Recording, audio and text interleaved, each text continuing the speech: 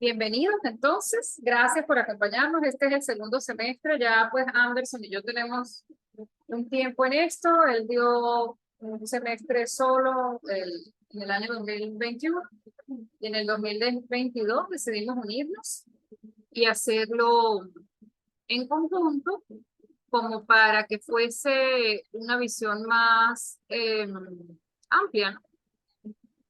Es decir, Anderson viene de la filosofía, yo vengo de la psicología, primero como formación básica, ¿no? Y pues mi interés por la mitología primero fue de la infancia como cuentos, ¿verdad?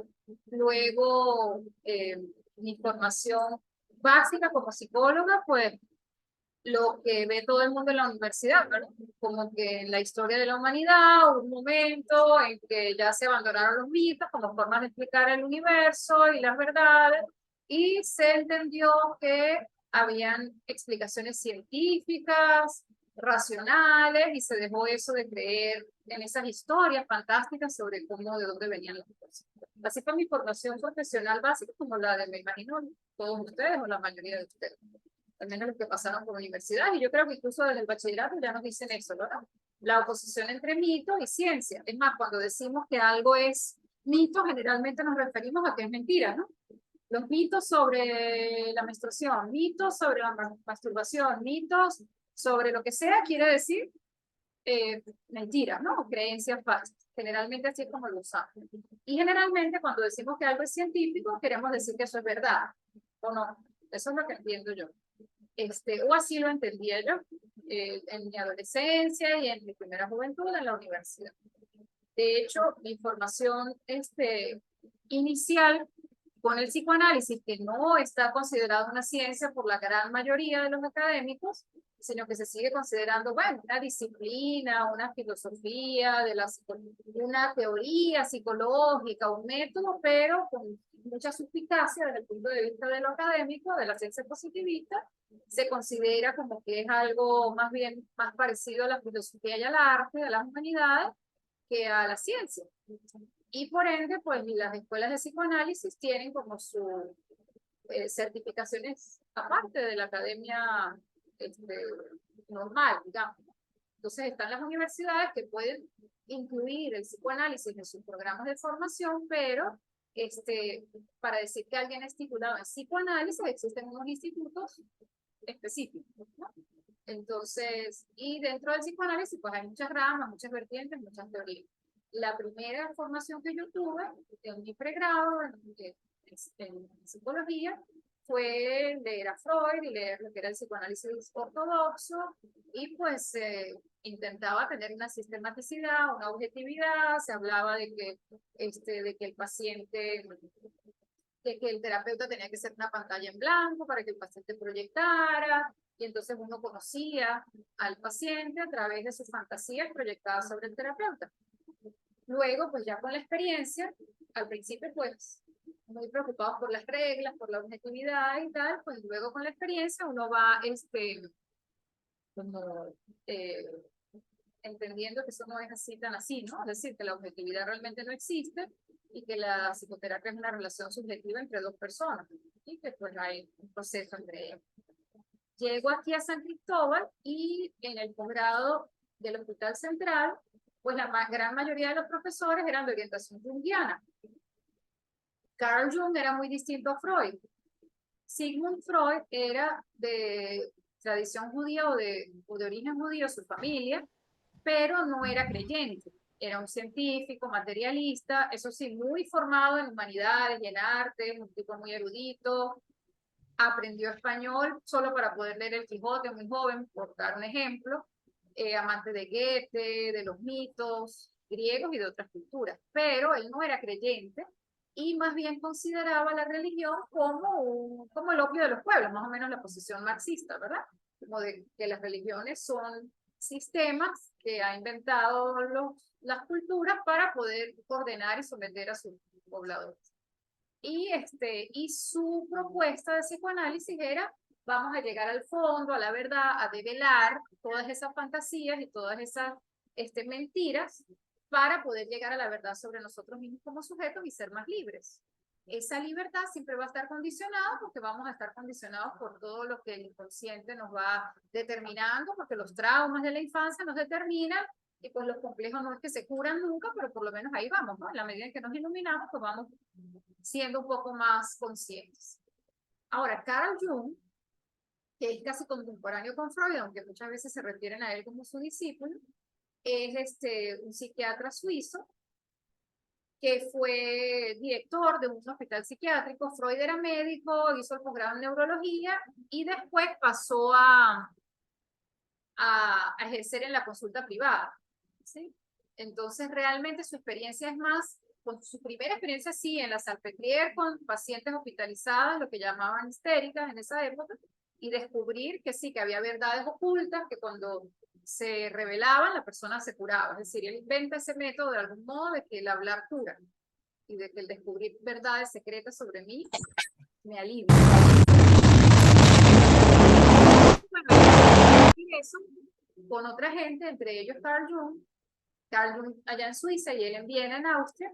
Carl Jung era el director de un psiquiátrico muy famoso en Zurich, tenía muchísimos pacientes campesinos de diferentes partes de Europa, y él estudiaba eso, era un tipo muy estudioso, le interesaba, le fascinaba escuchar, veía más que todo psicótico, porque era un hospital psiquiátrico, y le impresionaba cómo los sueños y las alucinaciones de pacientes de ahí, del campo, podían parecerse a mitos egipcios, griegos, africanos, ¿no? De diferentes partes, chinos, y empezó a pensar, bueno, hay como una estructura básica en la psique de la humanidad, los mitos tienen cosas en común, y esas cosas le empezaron a interesar y empezó a hablar con Freud de eso.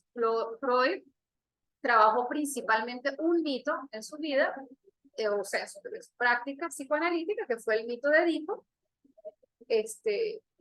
pero Jung se interesó por todos los mitos de todas las culturas y de algún modo, pues digamos que el interés en la mitología para los psicólogos principalmente parte de la corriente junguiana, que se ha llamado psicología analítica o psicología profunda. Entonces, por ahí es donde yo me acerco a los mitos, quería como explicarles mi historia en eso, principalmente en la mitología griega, que es la que más se ha estudiado. La próxima sesión vamos a hablar de por qué, o sea, por qué todo el mundo cuando dice mitología habla de los griegos.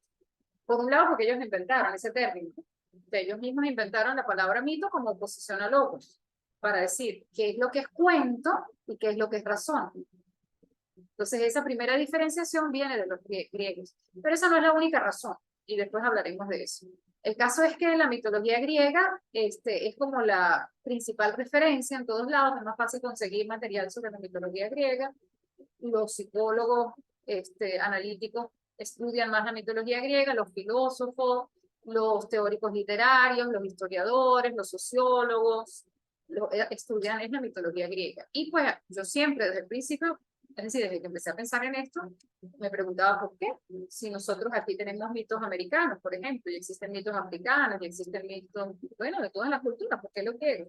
Después, después abordaremos eso, pero hoy lo que quería era como puntualizar que nosotros estamos en una búsqueda no solo de estudiar la mitología griega, que es sumamente rica, sino también de ver mitos y religiones del mundo entero y de diferentes culturas y de diferentes sectas. Y de encontrar puntos en común, diferencias, peculiaridades, subjetividades y su relación con nuestras vidas, ¿verdad?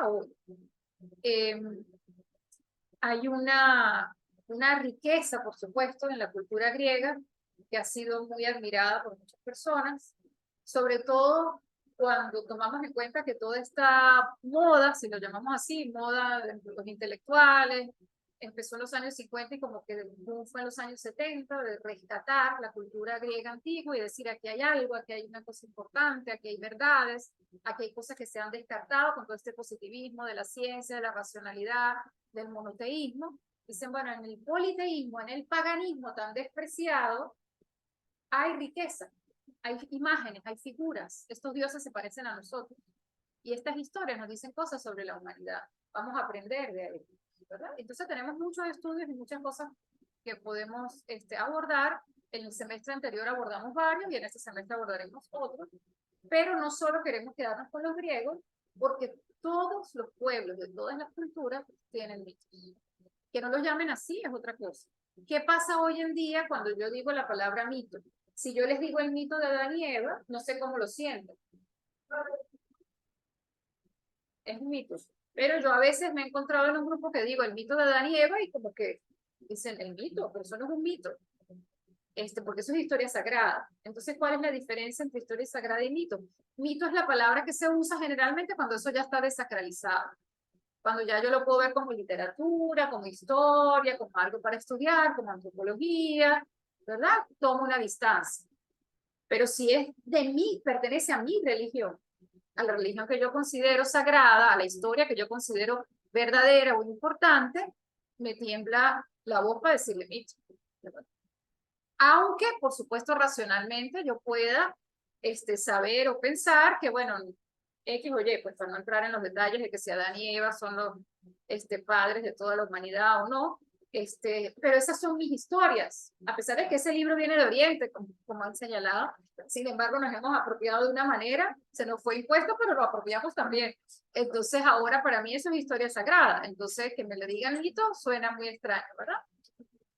Pero nosotros no vamos a usar la palabra mito de manera peyorativa. Vamos a usar la palabra mito en un sentido muy respetuoso para referirnos a las historias sagradas de todas las culturas, a los cuentos, a los relatos de todas las culturas que están en el origen de todas las religiones o conectadas con todas las religiones.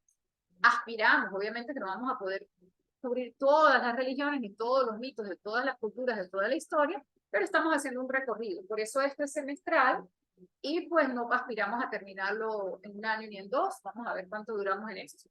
Pero pues mi formación es más desde el psicoanálisis, la psicología, las ciencias sociales un poco, la literatura, por lo tanto mi interés siempre va a ser las imágenes que encontramos, los símbolos en los mitos y la conexión que eso tiene con nuestra psique, ¿sí? Y con nuestro desarrollo como individuos. Mientras que aquí el maestro pues tiene otra visión y nosotros nos vamos a complementar. ¿Sí? La idea es que vamos a dar una clase, esta clase va a ser semanal, todos los lunes a las 6:30. Una clase la voy a dar yo, otra clase la va a dar Anderson, ustedes me vienen a todas. Bueno, el que se quiera quedar a todas, por supuesto. La de hoy es abierta, es libre, es como la presentación del semestre, vamos a explicarles la estructura, qué es lo que tenemos planificado, vamos a escucharlos, hablar un poco, y pues ya la semana que viene empezaríamos con conceptos, fundamentos, y un poco esa explicación de lo que tienes. ¿Con eso? Bueno, no, ¿qué te puedo decir? Ya lo dijo todo. Ay, mentira. Hable de usted. Bueno, el acercamiento que yo tengo hacia las religiones pues tiene un camino un tanto distinto. Yo vengo de la filosofía y con un paso importante por la teología cristiana. A mí me tocó estar un poco incluido en esta actividad. Y posteriormente la antropología pues, lo ayuda a uno como a equilibrar, como a complementar muchos de los elementos. La antropología me enseñó una cosa muy importante en relación a los mitos. Es que detrás de los mitos hay una forma, hay una estructura de pensamiento, unas lógicas de pensamiento distintas al pensamiento occidental que ha minusvalidado al mito. El mito es la forma de pensar de los pueblos llamados por las civilizaciones occidentales como primitivos, atrasados, antiguos, y forma parte de unas concepciones distintas ciertamente a la concepción que tiene Occidente sobre la vida, sobre los dioses, sobre reflexiones de esas experiencias que conmueven a la humanidad. El mito oculta una sabiduría, el mito oculta un discurso, el mito oculta unas categorías distintas, el mito oculta una forma de entender, de comprender el mundo, el mito oculta también una forma de relacionarse con el mundo.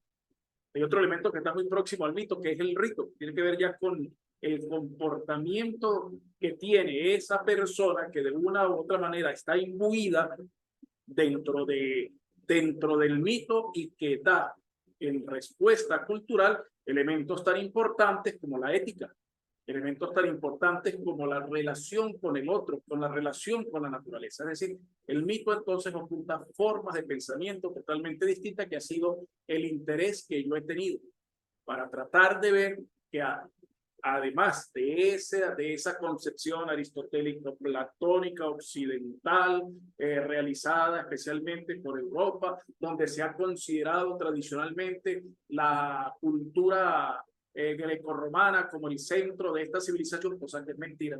A ver, adelante. Cómo hay otras formas alternativas a pensamiento tan antiguas, más incluso tan válidas y tan vivas como esta. Entonces, yo creo que el acercamiento desde la práctica religiosa, más que de la práctica del pensamiento religioso, nos puede ayudar a tener un atisbo de esas formas distintas del pensamiento. Los seres humanos somos sumamente complejos y aquí vamos a ver muchas complejidades, muchas cosas semejantes, pero también muchas cosas muy distintas. Y en esa distinción entre en qué nos parecemos y en qué nos diferenciamos, creo que podemos valorar la riqueza de la religión, la riqueza del mito y la riqueza del ser humano. Entonces, el acercamiento que seguimos es de esa forma. En esta oportunidad vamos a orientarnos por tres módulos. El primer módulo ya lo señalaba Fania, es la insistencia que hay en lo que es Grecia. ¿Y por qué Grecia? Se ha considerado a Grecia como la cuna del pensamiento, como la creadora de la filosofía. Ya hemos visto que no es tan así.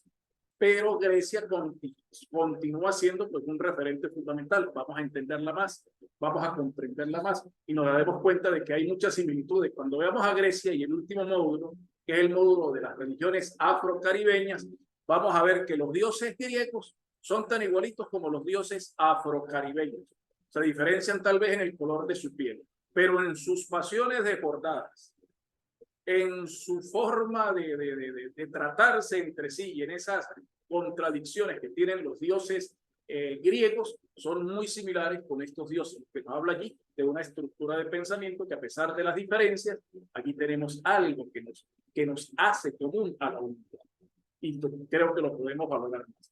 Vamos a estar hablando también de Grecia. En mi caso particular me interesa una parte del fenómeno religioso que quedó asomado en los últimos módulos, que tiene que ver con la magia, ¿verdad? Los orígenes de la magia, de la alquimia y de la brujería, que posteriormente van a ocupar espacios muy importantes en muchas religiones posteriores, entre ellas esas religiones que de una u otra manera han influido a esta civilización y que de una u otra manera están presentes en muchas manifestaciones del pensamiento religioso. Y creo que el origen de estas religiones, o el origen de estos fenómenos del hecho religioso a partir de Grecia, nos puede entender estos otros sistemas de pensamiento que lo vamos a ver reflejados también en otras religiones y en otras manifestaciones del pensamiento religioso. Entonces, en mi caso nos aproximaremos a Grecia, Fania por el mito, yo por la magia, la brujería, el esoterismo, el pensamiento esotérico y algunos elementos que tienen que ver allí con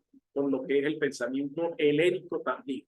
En un segundo momento nos vamos a Asia, la Asia antigua.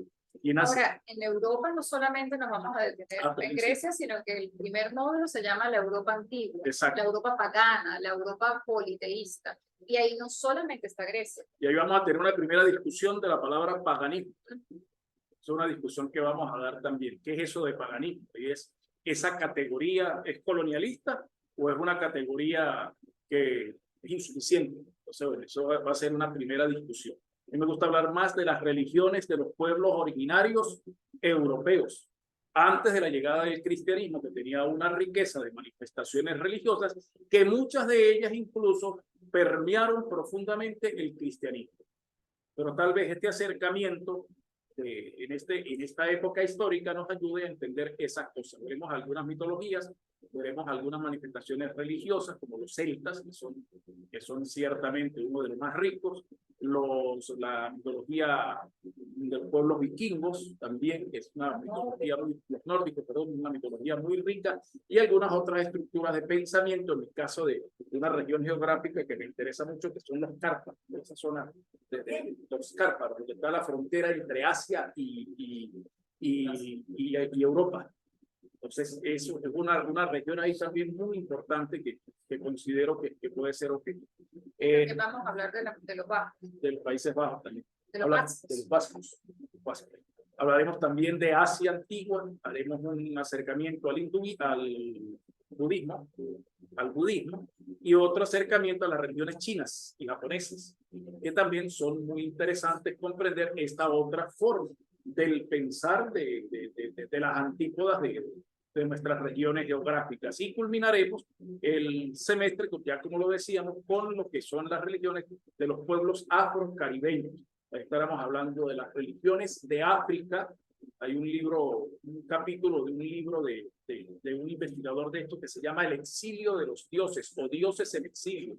Esos dioses que salieron exiliados de África y que se instalaron en América, y que allí en América, en el Caribe, especialmente en las islas, en las costas, hicieron pues unas creaciones religiosas sumamente originales e importantes. Y haremos referencias a esas religiones africanas, las más antiguas, con datos como esta. La religión Batú realmente fue el origen de los griegos y de los egipcios, solo por decir algo. Somos hijos de África, no solamente en los genes y nuestra raza de Homo sapiens sapiens, sino también en el pensar religioso. Yo creo que esto nos puede ayudar pues, para tener algunos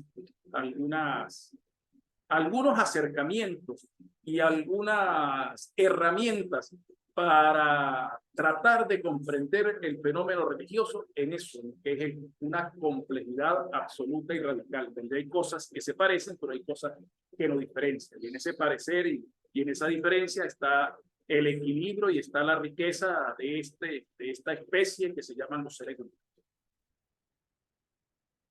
Bueno, entonces para resumir, el primer módulo que arranca, bueno, hoy, pero formalmente más el próximo lunes, va a ser un primer módulo que se va a llamar la Europa Antigua, donde van a estar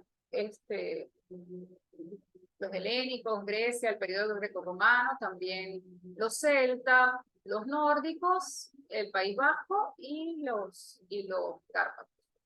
Luego vamos a tener un módulo que se llama el Lejano Oriente, donde vamos a trabajar principalmente China, pero también algo de Japón, diferentes periodos, ¿no?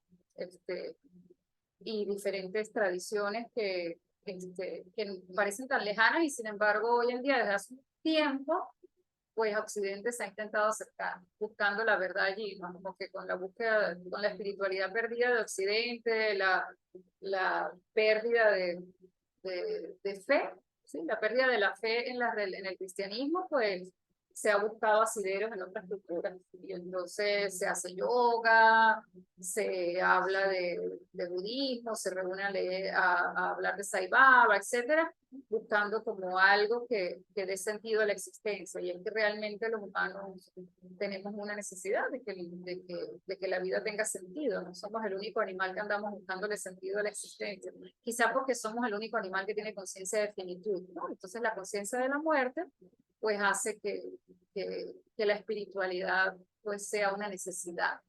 Y eso es una necesidad humana y presente en absolutamente todas las culturas de todos los tiempos.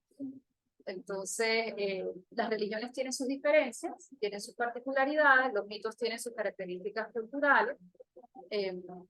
Los académicos pedagógicamente diferencian los mitos como tradiciones o relatos que son específicos de una cultura, ¿sí? Y que de algún modo representan la historia del origen de esa cultura y del origen y de la historia del origen de los tiempos, de las divinidades, del cosmos y de los seres humanos. Las leyendas como cosas un poquito más específicas todavía y que tienen algún asidero en la historia que se puede relacionar con personajes conocidos de esa cultura, y ya se habla un poquito más peyorativamente de los cuentos de hadas como algo que sí, bueno, tiene menos valor porque es menos, no son tan complejos, porque no son tan específicos de una cultura, son menos ricos, pero al menos en la psicología arquetipal los cuentos de hadas tienen mucho valor precisamente por eso, porque al final tienen como el esqueleto y ciertas estructuras básicas que se repiten en todas las culturas. Entonces hay cuentos que uno lee aquí o en Inglaterra o en Rusia o en Yugoslavia y son muy parecidos, ¿no? O sea, pasan las mismas cosas. Repetidamente hay madrastras, hay príncipes y hay princesas y hay lobos, o bueno, el animal que sea de acuerdo a la región, hay brujas, ¿sí? Hay niñas inocentes y madres buenas que se mueren, hay un viaje generalmente, ¿verdad? Hay transformación, hay monstruos, hay rescates y hay la vuelta a casa.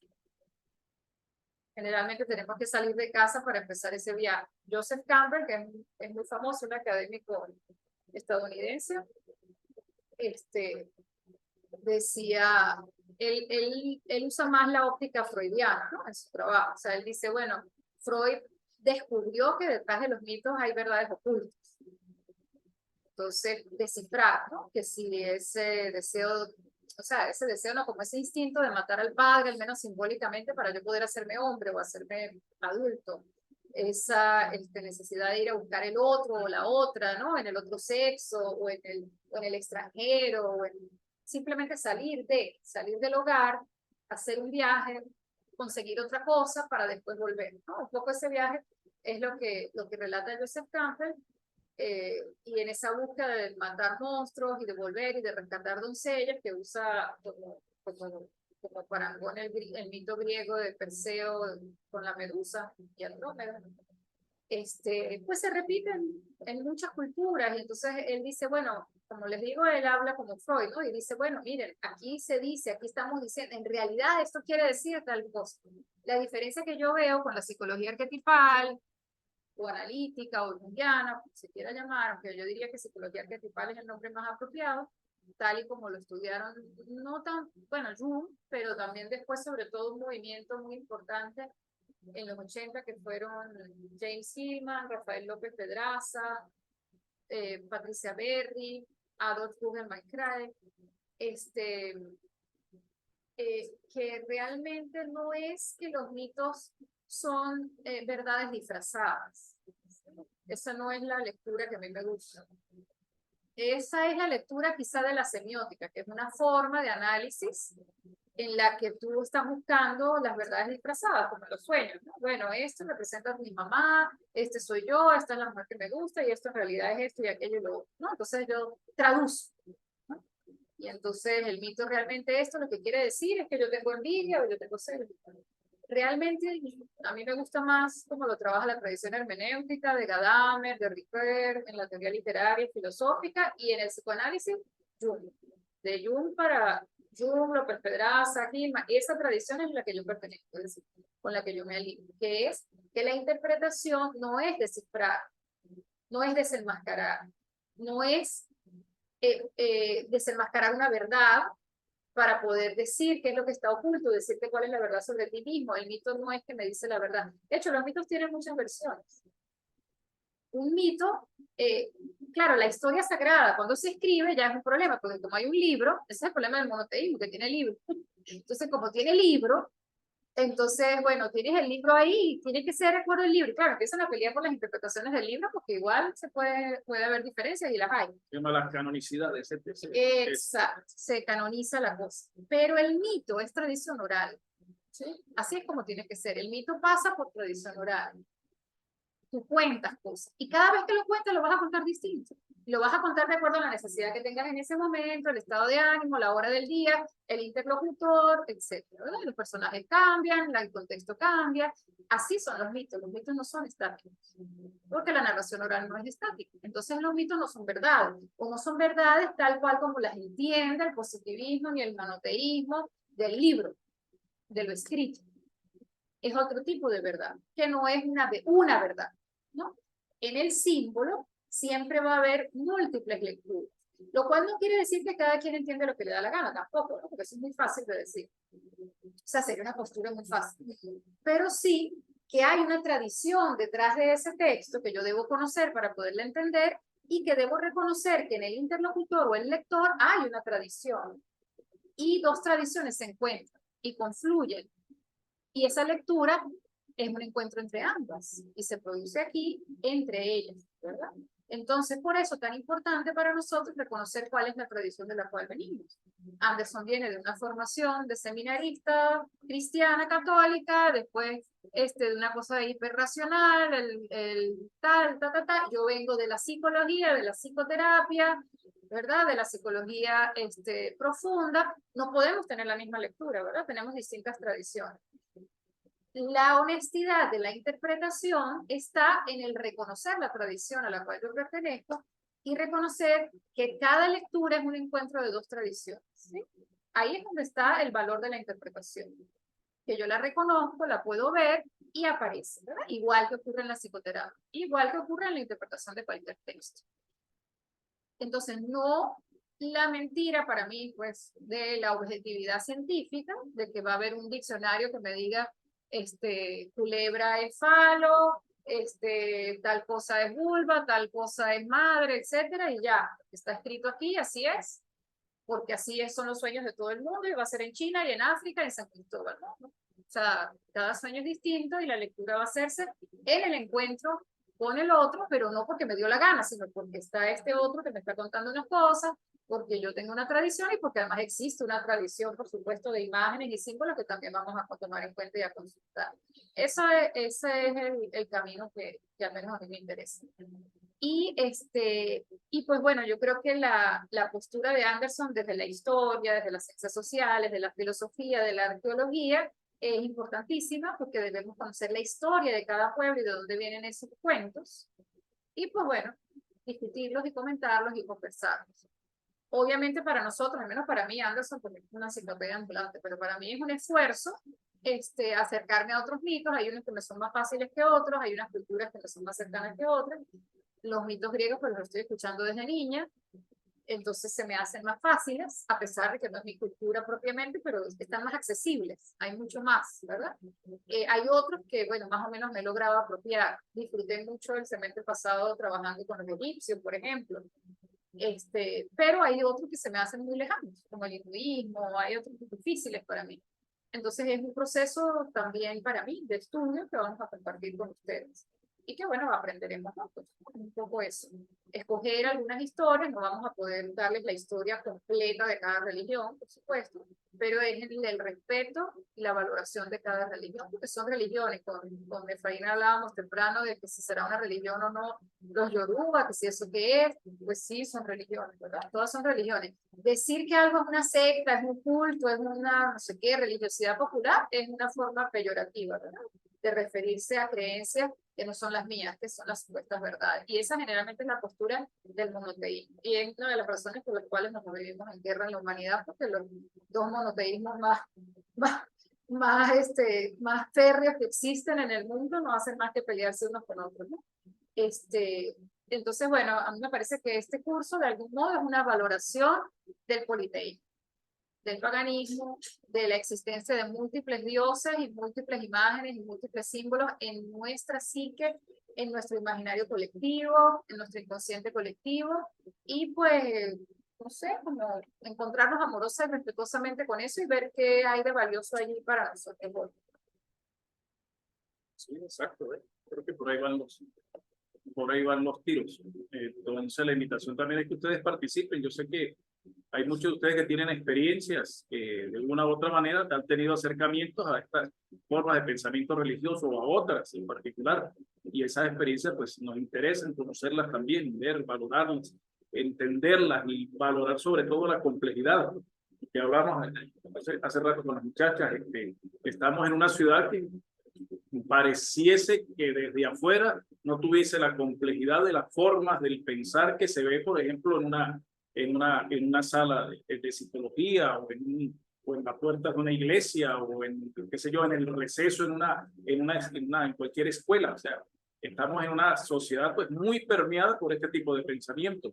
Yo creo que en la medida que conozcamos las fuentes de esas contradicciones, las fuentes de esa variedad de formas de pensar, de formas de entender, creo que podemos hacer el ejercicio de la tolerancia los unos a otros de una manera más asertiva.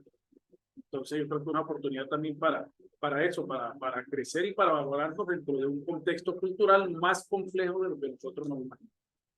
Yo creo que aquí hay unas herramientas o por lo menos una intención de hacer las cosas de esa manera, de valorar la complejidad de nuestra cultura, de que ver que a pesar de que se nos vende una sola careta de que somos así, detrás de ese somos así, hay una gran cantidad de estos hechos que nos hace una sociedad bastante compleja. Y en esa complejidad pues está el reto de conocernos y de comprendernos cada día más. Y yo creo que el pensamiento religioso, este acercamiento a lo religioso, pues nos lleva a tener una forma muy particular de entrarle a esas complejidades. Entonces creo que es una oportunidad también para crecer y no solamente pues para pensar en esas sociedades antiguas, pensar que eso es una cosa que se quedó en el pasado. No, no. Lo que a mí siempre me gusta decir en clase, ese concepto lineal de un pasado que está atrás, de un presente que estamos viendo, de un futuro que no ha llegado, yo creo que eso no es tan así. Por eso a mí me gusta poner el ejemplo de cuando uno habla con los viejos. Uno va para el campo y le pregunta a un viejito, maestro, ¿usted se acuerda de tal cuestión? Y el viejo, la señora, lo que hace es como cerrar los ojos e interiorizar, porque su pasado no está atrás, su pasado está dentro. Y cuando hablan del futuro, hablan también desde adentro, del corazón. Entonces, estas temporalidades, estos elementos, es un eterno presente, es como un zigzag, como una gran espiral que está allí rodeando a la existencia permanente de la persona, lo que llamamos en antropología el tiempo diacrónico, no sincrónico de atrás para adelante, sino diacrónico, todo está allí, todo está presente. Así como el recuerdo de nuestros abuelos nos hace de una u otra manera hasta comportarnos de una manera distinta, el recuerdo de estas manifestaciones religiosas también hace que tengamos una forma muy particular de interpretar, de utilizar y de manejarnos culturalmente en estos pueblos y en estas realidades. Entonces, creo que nos permite también este intento de tratar de entendernos un poco mejor como personas, como sociedad y como cultura compleja en particular, el acercamiento del pensamiento religioso. Y estos pensares, o por lo menos estos que vamos a tocar en esta parte de nuestro seminario, lo que es el pensamiento antiguo europeo, lo que es el lejano oriente y lo que es los pueblos afrocaribeños, yo creo que están muy presentes en nuestras realidades. ¿Por qué? Porque esos conceptos que tenemos de magia, de brujería, de hechicería, de cuestiones secretas, de esoterismo, que le gusta tanto a la sociedad tachirense, que los tachirenses somos muy dados a estas cosas, unas cosas que no se reconocen, pero aquí todo el mundo tiene ínfulas de brujo, o tiene ínfulas de conocer secretos trascendentales. Bueno, eso viene de una realidad histórica que vamos a comprender a partir de estos conceptos helenísticos y cómo se han transformado, conceptos que permearon a toda esa gente que vino para acá y nos trajo esas religiones, pero también otros acercamientos religiosos de ese Asia, del lejano oriente, que ya lo decía Fania, han llegado de otra manera, a lo mejor más contemporáneamente, por los medios de comunicación. Comenzaron a llegarlos con la música de los Beatles, comenzaron a llegarlos con los grandes iluminados como Said Baba, comenzaron a llegarnos con el LSD y con otros fenómenos contemporáneos que de una u otra manera, a pesar de ser recientes, nos están remitiendo a religiones muy antiguas. Entonces, ¿por qué no conocer este fenómeno en su profundidad? Y por supuesto, algo tan perenne y tan presente como lo es lo afro.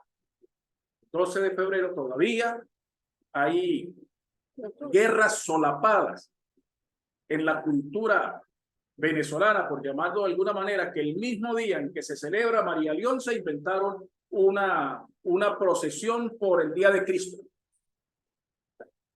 Algo que está allí, no se dice, nadie dijo que era por eso, pero todo el mundo sabe que el que marchó por Cristo marchó en contra de María León. El que no fue a la marcha de Cristo es porque le prendía velas a María León. O sea, hasta ese nivel, estoy hablando de 3 días atrás, estaba ocurriendo. Entonces, son complejidades allí que están presentes aquí en toda Venezuela. Todo se agarraba la piña. Sí. Entonces, son realidades que están presentes y que nos habla de que esto que estamos hablando no remite a pasados allí lejanos, sino que remiten a una compleja interioridad del ser humano que se manifiesta a cada instante y a cada noche. Bueno, no sé, vamos a escucharlos a ustedes entonces. No sé si los que están hoy por primera vez visitándonos, si tienen preguntas, inquietudes, o los que cursaron el semestre anterior, si tienen algún comentario sobre la experiencia. Es un poco complicado el tema de la modalidad híbrida de presencial y online, porque tengo que voltear la cámara y se tendrían que acercar un poquito o hablar duro, pero me parece importante que participen. Que no seamos nosotros solamente los que hablemos, aunque sea unos comentarios.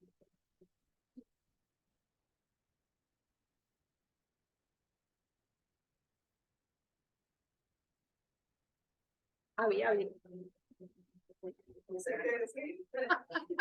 Bueno, ¿por qué vino? Diga, ¿por qué vino?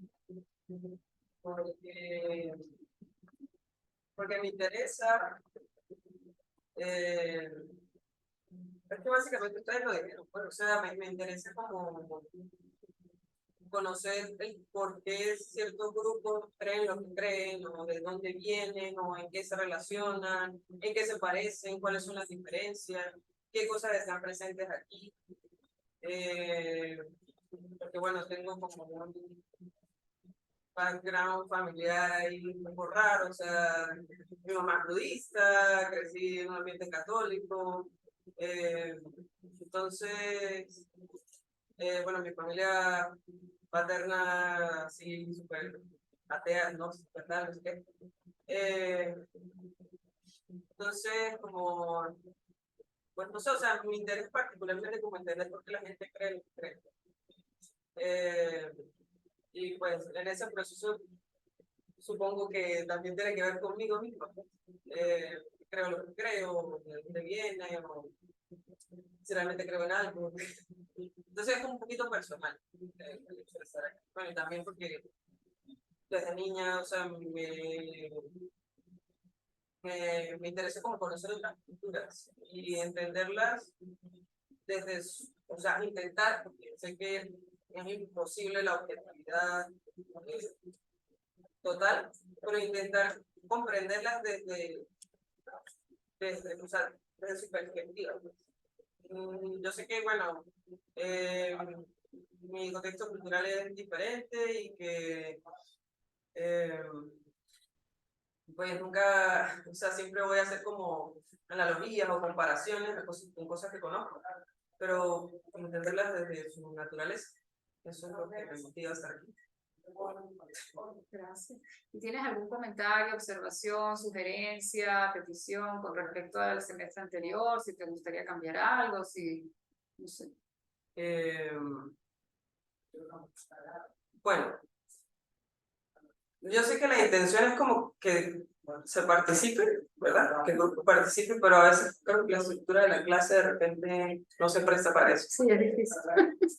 Entonces, pues no sé cómo solucionarlo, por eso, o sea, no, tampoco me levanto así radicalmente a decir algo, porque no sé cómo se solucionaría ese problema, pero creo que hay como o sea, no sé, hay como un problemita en cómo se participa dentro de la clase en poco tiempo, porque es una sola clase.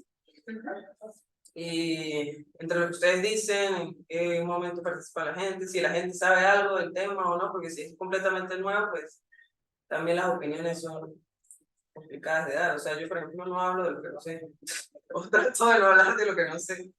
Entonces, ¿Pero te pues, gustaría que hubiese más espacio para la participación o te parece bien como íbamos con pura clase? no, bueno, sería interesante que la gente participara un poco más, pero claro, no sé cómo solucionar ahí el problema.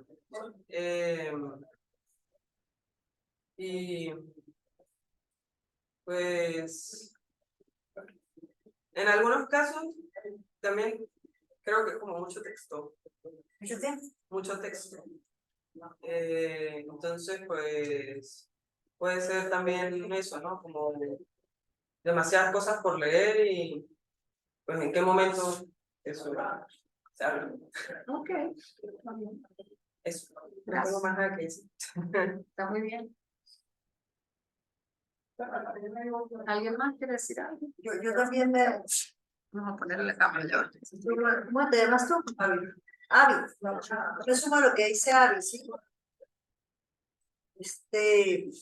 Yo creo que la interacción es importante, ¿sí? De alguna manera, o sea, yo me sentía así como que tenía como que interrumpir mucho para poder decir cualquier cosa.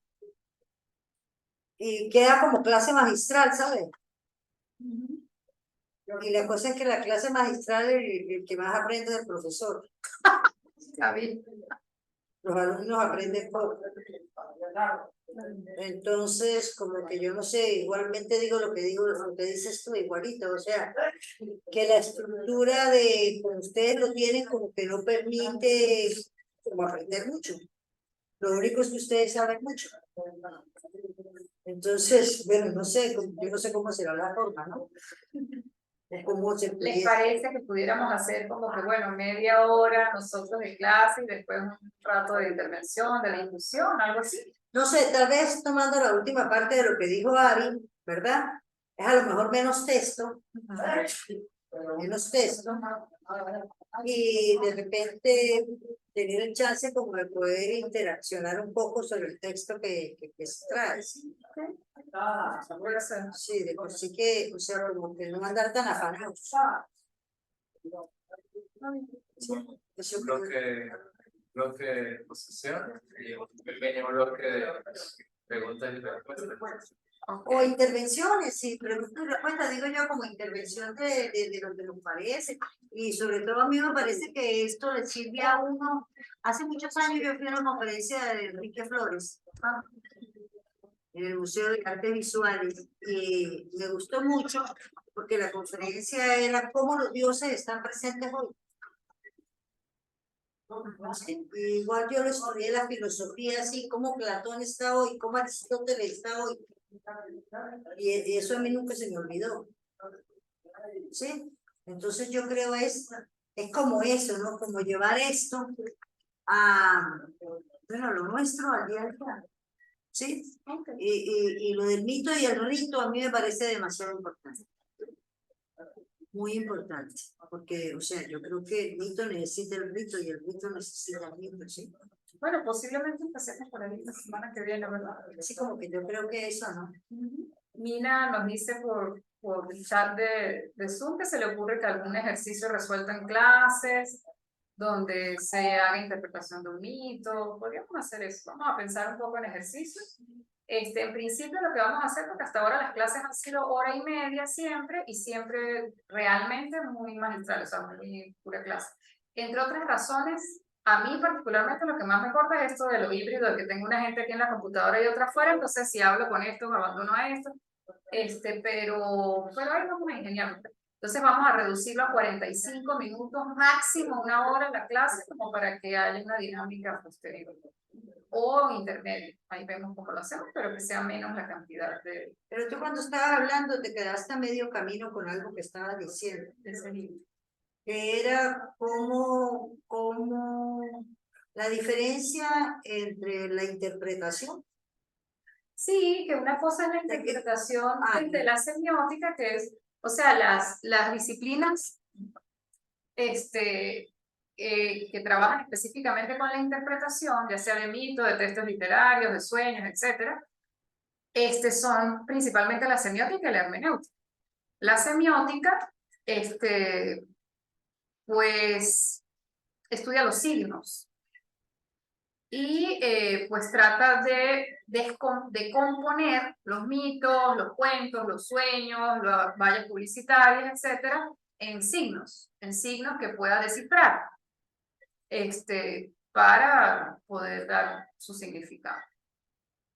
La hermenéutica viene de una tradición más filosófica, viene de lo religioso y de las artes. Entonces, a mí particularmente me gusta Gadamer, que es alemán, y Paul Ricoeur, que es francés, y ambos trabajan la hermenéutica como no un ejercicio de descifrar, o sea, de decir qué es lo que está oculto en el texto, sino qué es lo que a dónde me lleva el texto, qué hay detrás del texto, en su historia, su tradición y en su encuentro conmigo. Por eso les decía lo de la honestidad del intérprete. O sea, no es que yo digo lo que me da la gana de que eso quiera decir, no se refiere a eso, sino que si yo reconozco cuál es mi tradición y cuál es mi instrumento de interpretación, mi disciplina, mi profesión, mi cultura, mi idioma, mi actitud frente al texto, pues entonces yo estoy en una posición de ejercer un diálogo, de llevar a cabo un diálogo con ese texto que viene de una tradición, que yo debo tratar de conocer, porque yo debo tratar de averiguar quién está diciendo eso, en qué época, en qué contexto, en qué país, en qué idioma lo dijo, quién lo tradujo, para yo poder pretender hacer un diálogo con eso, ¿verdad? Mientras que la semiótica pretende mayor objetividad, ¿sí? Entonces digamos que la semiótica se relaciona un poco más con el método freudiano, porque claro, estoy aquí como un poco haciendo un reduccionismo excesivo, pero digamos, el análisis freudiano se parece un poco más a la semiótica y el junguiano más a la hermenéutica. Entonces, en el freudiano se supone que un sueño, pues esto quiere decir esto quiere decir esto, esto quiere decir aquello. Son códigos. A pesar de que, claro, reconoce que un símbolo puede significar varias cosas, pero de todas maneras piensa que hay que descifrar. La hermenéutica no pretende descifrar, porque habla de la interpretación como un encuentro entre dos. Hay una lectura, pero no se cierra el texto, no sé si eso se entiende. Ajá, no interpreta. Es que interpretar, es que cualquier cosa es interpretar. O sea, como Cuando tú estás presente. cualquier cosa que tú hagas con un texto, y con un texto quiero decir cualquier cosa, con un cuerpo, con un cuadro, con una obra, con un sueño, etcétera, es interpretación. Que yo lo divida en dos párrafos es interpretar. Que yo lo ponga al final de la hoja es interpretar. Que yo lo lea con cierta entonación es interpretar.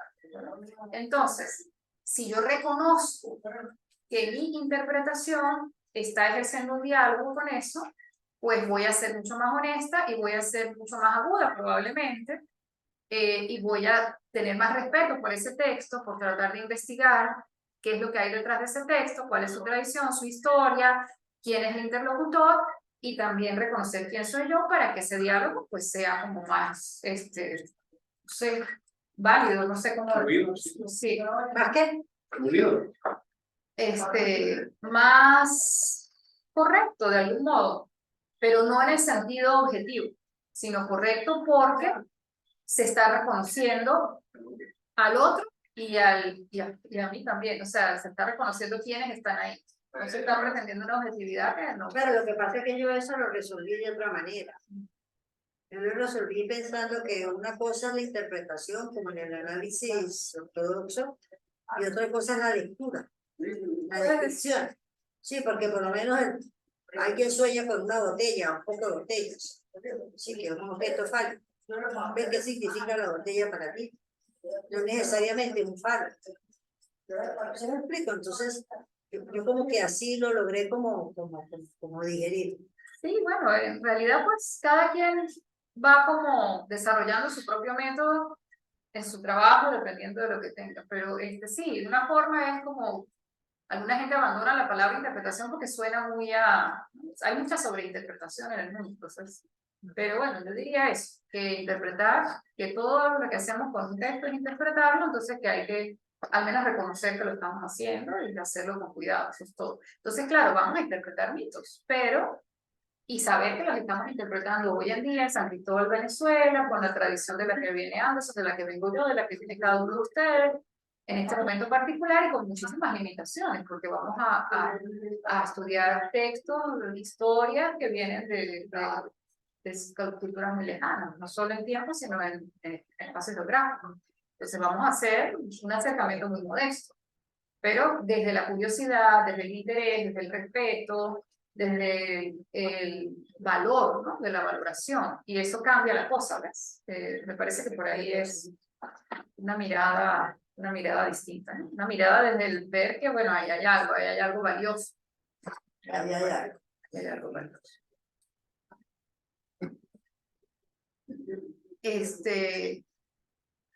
Macarena está preocupada porque dice que si vamos a cortar el tiempo de clase, vamos a extender el semestre, recortar contenido, no, para nada. Lo único es que vamos a tratar de contener nuestra verborrea, porque tanto Anderson como yo somos exageradamente hablachentos. Entonces, pues no podemos extendernos tanto, sino tratar de, al menos, como que escoger unos ciertos contenidos para poderlos abordar a más profundidad y no un chorrero de contenidos que después ustedes no se van a acordar.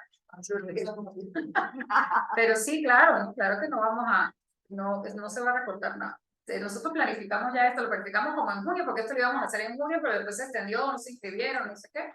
Entonces vamos a empezar ahorita y terminamos a finales de febrero, principios de marzo. Igual todos los meses. Y decidiremos las vacaciones en el momento, en diciembre, que siempre algo de vacaciones que tenemos. Bueno, entonces gracias a tanto los que vienen hoy por primera vez, los que volvieron, me alegra porque creo que les gustó. Porque no pasaron el semestre pasado.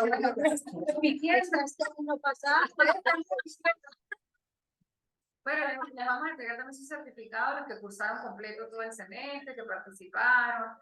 Gracias a los que además nos hicieron, no era obligatorio, sino para los que querían la certificación académica por la ULA, pero varios pues, mandaron eso, lo de como un pequeño ensayo sobre algunos de los temas, eso me parece valioso. Algunas de las personas que están aquí, la mayoría, cosa que me alegra, es simplemente gente interesada y ya, que no, nadie lo está obligando ni nada, ni es porque, ay, me sirve para mi trabajo, no, me interesa y ya.